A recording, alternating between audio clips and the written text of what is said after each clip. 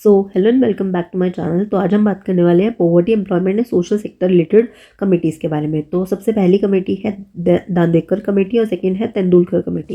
ये दोनों ऑलरेडी मैं आपको कमेटीज़ वाली मैं बता चुकी हूँ पॉवर्टी कमेटीज़ में, ठीक है, ट्रिक इसके बारे में, तो इसके लिए अलग से नहीं बता रही हूँ। नेक्स्ट है सक्सेना कमेटी। सक्सेना आपको याद होगा भाभी जी घर में है अगर आप देखते हैं तो एक फेमस करेक्टर है वहाँ पर, ठीक है। तो आपने बस ऐसे याद रखना है कि वो BPL का सेंसस कर रहा है, ठीक है, इतना सा याद रखना है। Next is SR Hashim committee. It is related to urban poverty.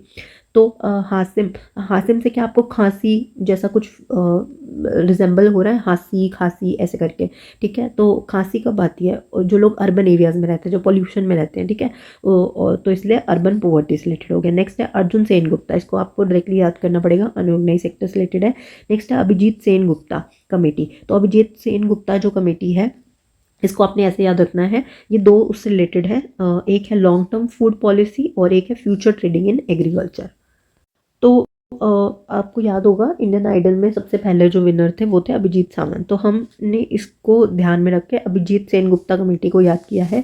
कैसे, ये देखिए, Abhijit Sen committee long term food policy. तो ऐसे याद रखो कि वो बहुत पहले जीते थे इंडियन आइडल, ठीक है। तो वो लॉन्ग टर्म में चल नहीं पाए, तो उनको फूड के क्राइसिस हो गए, तो उन्होंने फूड के रिलेटेड पॉलिसी बनाई, या वो लॉन्ग टर्म फूड के उनको प्रॉब्लम हो गई, और इसलिए अब वो फ्यूचर में क्या कर रहे हैं, उन्होंने सोचा कि अब वो ट्रेड करेंगे एग्रीकल्चर में, क्योंकि उनके पास खुद के पास तो खाने के लिए बचा नहीं। तो उन्होंने क्या सोचा, उन्होंने लॉन्ग टर्म पॉलिसी बनाई, उन्होंने सोचा कि अब हम फ्यूचर में ट्रेड करेंगे किसमें, एग्रीकल्चर में। तो इस तरीके से आप याद रख सकते हैं। आई होप आपको ये ट्रिक समझ में आई होंगी, पसंद आई होंगी।